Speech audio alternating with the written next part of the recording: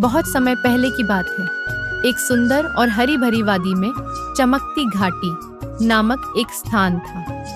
यह जगह साधारण लोगों की नजरों से छिपी हुई थी और वहां परियां निवास करती थीं। ये परियां अलग अलग शक्तियों की मालिक थीं।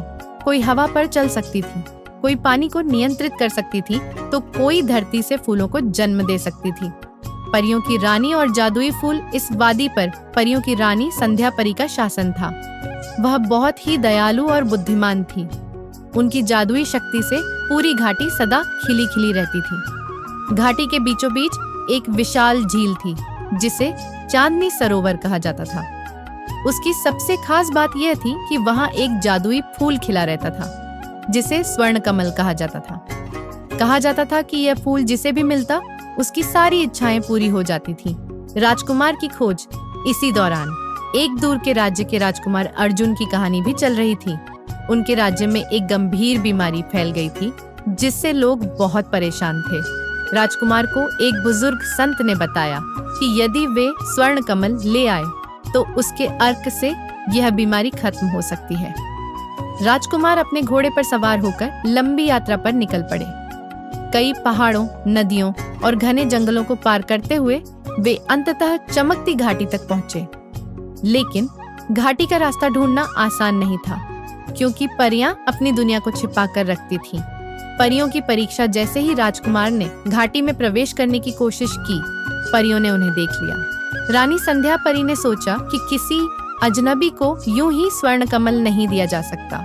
उन्होंने राजकुमार की निष्ठा और सच्चाई की परीक्षा लेने का निर्णय लिया। राजकुमार को 3 परीक्षाओं से गुजरना था। 1. सत्य की परीक्षा। परी रानी ने उनसे पूछा कि वे स्वर्ण कमल क्यों चाहते हैं। राजकुमार ने ईमानदारी से सारी बात बता दी। परी रानी उनकी सच्चाई से प्रभावित हुई। 2. साहस की परीक्षा।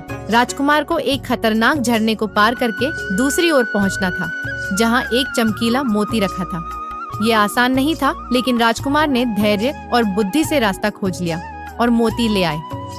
3. दयालुता की परीक्षा। परी ने अंतिम परीक्षा में राजकुमार को एक बीमार हिरण के पास ले जाकर पूछा कि क्या वे अपने लक्ष्य की परवाह किए बिना उसकी मदद करेंगे।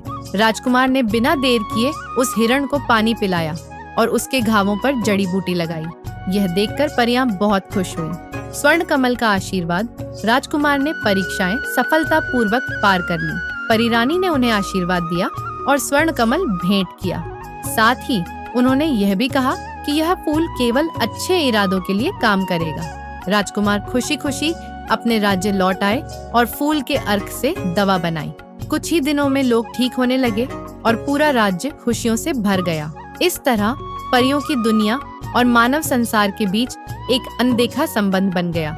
जब भी कोई सच्चे दिल और नेक इरादों के साथ उनकी दुनिया में आता, परियां उसकी मदद अवश्य करती।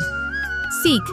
इस कहानी से हमें यह शिक्षा मिलती है कि सत्य, साहस और दयालुता से हर कठिनाई को पार किया जा सकता है। जो लोग निस्वार्थ भाव से दूसरों की भलाई के लिए काम करते हैं, वे हमेशा विजयी होते हैं।